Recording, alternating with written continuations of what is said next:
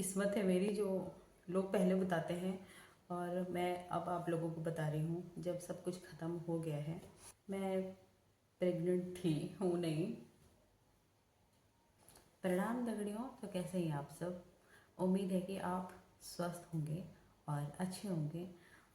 मेरी तबीयत काफ़ी ख़राब थी 1 महीने से नहीं, हाँ, पिछली 27-28 तारीख से।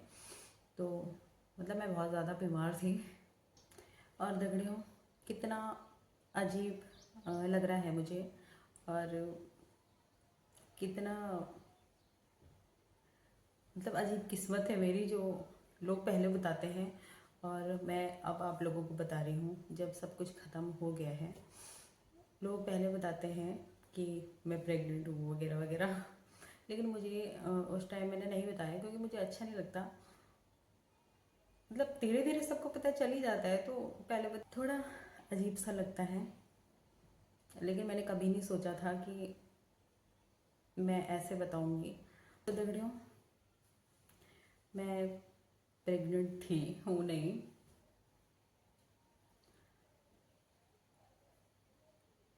मतलब पिछले महीने 3.5 महीने हो गए थे, तो मुझे कुछ पता भी नहीं चला, ना पेट में दर्द हुआ, कुछ नहीं हुआ, नॉर्मल थी मैं। तो मैं डॉक्टर को दिखाने गई, अल्ट्रासाउंड करवाने। और मतलब मैं कुछ दिन बाद जाने वाली थी और अचानक मैंने बोला कि मैं आज ही चली जाती हूँ। तो मैं हॉस्पिटल गई और मैंने अल्ट्रासाउंड करवाया। और जो डॉक्टर ने बताया ना, मेरी तो इतनी हालत ख़राब हो गई।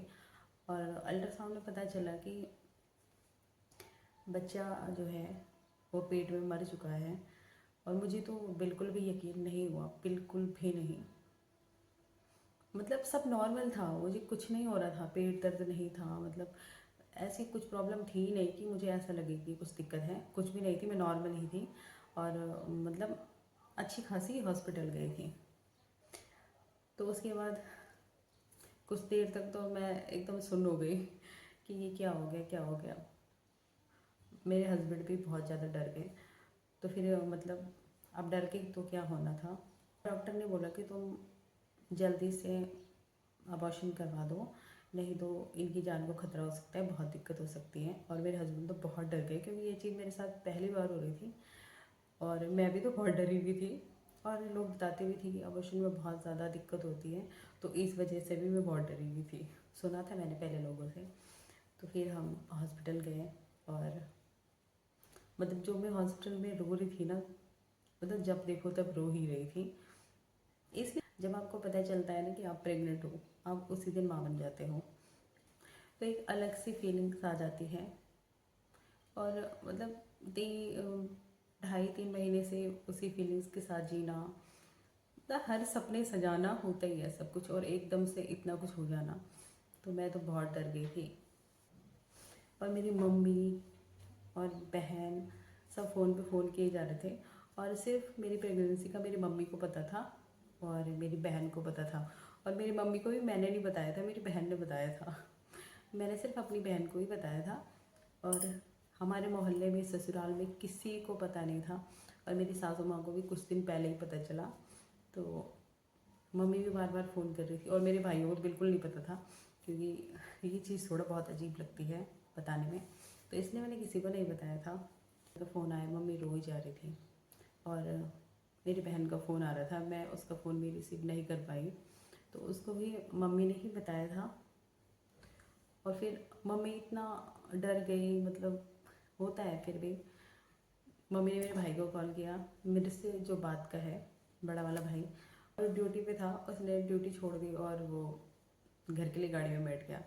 वो दिन मुझे याद आता है ना, तो मुझे बिल्कुल भी विश्वास नहीं था कि मैं बच पाऊँगी। मतलब बहुत ज़्यादा हालत ख़राब थी। और मेरे हस्बैंड तो एक कोने में बस चुप हो रखे थे डर के मारे। और जब शाम को मैं ओटी भी जा रही थी, तो एक बात से मैं बहुत परेशान थी, बहुत ज़्यादा। मतलब मैंने मन को भी कठोर बना लिया था कि अब जो हो गया सो हो गया, अगर मैं नहीं भी बच पाऊँगी तो कोई बात नहीं। लेकिन मन में ऐसा था कि मेरी बहन से भी बात हो गई थी मम्मी से भी हो रही थी, हस्बैंड तो साथ में ही थे।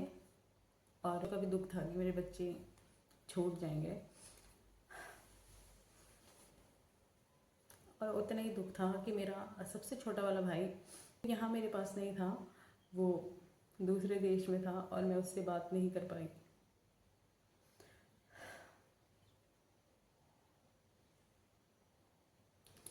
खैर, लेकिन डॉक्टर भी बहुत अच्छे थे, बहुत ज़्यादा अच्छे हैं, और उन्होंने मुझे समझाया कि इतना मत रो मत रो।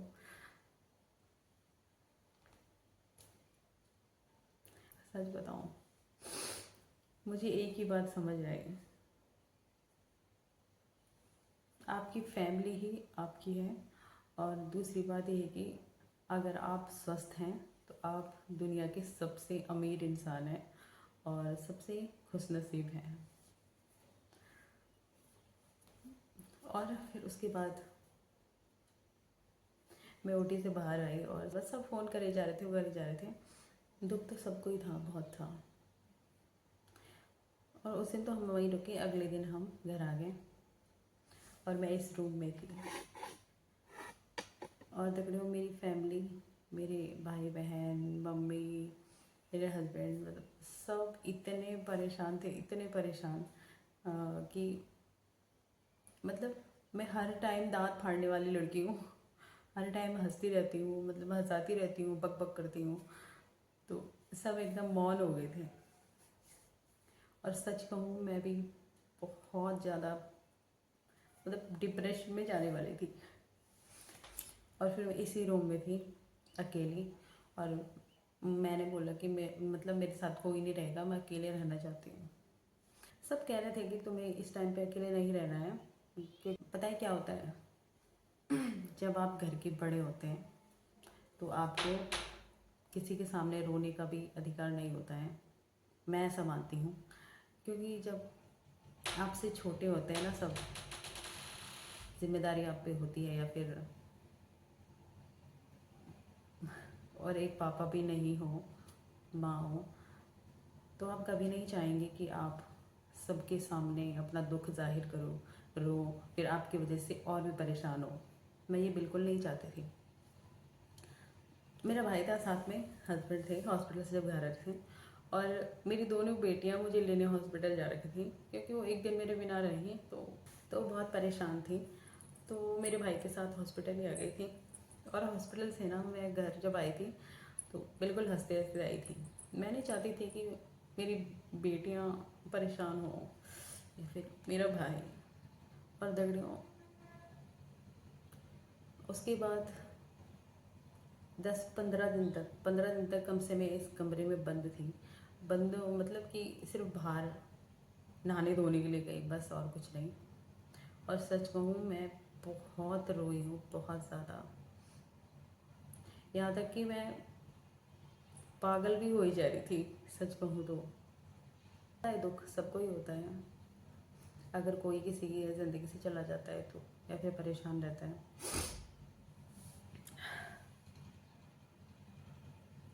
और कभी कभी ना मैं इतनी पागल हो रही थी कि कभी दीवार पे सर मार रही थी, कभी बेड पे सर मार रही थी, इतना वो कर रही थी। 1 महीना लग गया है मुझे थोड़ा सा नॉर्मल होने में, और किसी को अभी भी पता नहीं है कि मुझे क्या हुआ। जितना मैं रोई हूँ ना, बस अब नहीं रोना, क्योंकि मरना आसान होता है, जीना थोड़ा मुश्किल। और अपने बच्चों के लिए, अपनी फैमिली के लिए तो जीना पड़ता है। जो हो गया सो हो गया। शायद भगवान को यही मंजूर था, तो क्या कर सकते हैं। लेकिन हाँ, कुछ दुख होते हैं जो मरते दम तक साथ रहते हैं, और ये दुख भी ऐसा ही है जो हमेशा रहेगा। लेकिन हम जीना भी तो नहीं छोड़ सकते। खैर, और दगड़ियों, वैसे मैं बहुत स्ट्रॉन्ग लड़की हूँ, क्योंकि मैंने काफ़ी टाइम से बहुत परेशानियाँ झेली है, तो मुझे आदत है। और स्ट्रॉन्ग बनना पड़ता है अपनी फैमिली के लिए, बच्चों के लिए। जब मैं 10-12 साल की थी ना, 12 साल की, तब मेरे पापा जी की डेथ हो गई थी। और उसके बाद काफ़ी परेशानियाँ झेली हैं, मैंने, मेरे भाई बहनों ने, मेरी माँ ने, तो स्ट्रॉन्ग खुद ही बन गए हम, और बनना पड़ा हमें। और अगर आपको जीना है तो स्ट्रॉन्ग बनना पड़ेगा, और प्रॉब्लम्स तो आती रहेंगी। और दगड़ियों, मेरी जल्दी ठीक होने की वजह मेरी बेटियां भी है, जिन्होंने जल्दी ठीक होने पर मुझे मजबूर किया। मेरी बड़ी वाली बेटी अभी 8 साल की है, और आप यकीन नहीं करेंगे, सुबह 5 बजे उठना और झाड़ू लगाना, जबकि करते थे उसके पापा कि मैं कर लूँगा, लेकिन वो पापा के उठने से पहले भी झाड़ू लगा देती थी। और मुझे गर्म पानी, बिस्तर में चाय, उसने रोटियां भी बनाई हैं, भले जैसे टेढ़ी मेढ़ी बनाई है, लेकिन उसने रोटियां बनाने की भी कोशिश की है। एक वीडियो पड़ी है उसकी मेरे पास, मैं ज़रूर दिखाऊंगी आप लोगों को। आजकल वो यहाँ नहीं है क्योंकि उसके स्कूल की छुट्टियां हैं, तो वो मेरी बहन के घर गई है कुछ दिन पहले, जब मैं ठीक हो गई थी उसके बाद। और उसके जाने के बाद में मेरी छोटी वाली बेटी है अभी 4 साल की, और वो उस दिन से मतलब घर पे उसके पापा भी नहीं थे, कोई नहीं था, तो वो मुझे बिल्कुल भी अकेला उसने नहीं छोड़ा उस दिन से। मैंने उसको बहुत बोला कि बेटा खेलने जाओ खेलने जाओ, लेकिन वो बस मेरे पास में ही बैठी रही। वो कह रही थी कि मम्मी यहाँ पे तो दीदी नहीं है, फिर आपका ध्यान कौन रखेगा, आपको अगर कहीं दर्द हो गया तो अगर आपको पानी चाहिए होगा तो। मैंने कहा बेटा मैं आप ठीक हूँ, तुम चले जाओ खेलने। तो सच में मैं खुद को बहुत भाग्यशाली समझती हूँ कि मेरी ऐसी बेटियाँ हैं, और बेटियाँ होती ही ऐसी है। दगड़ियों, प्लीज़ अपना ध्यान रखिए, और अपने स्वास्थ्य का बिल्कुल ज़्यादा से ज़्यादा ध्यान रखिए, क्योंकि अगर आप स्वस्थ नहीं हैं तो कुछ भी नहीं है, और अगर आप स्वस्थ हैं तो आप बहुत बड़े खुशनसीब हैं।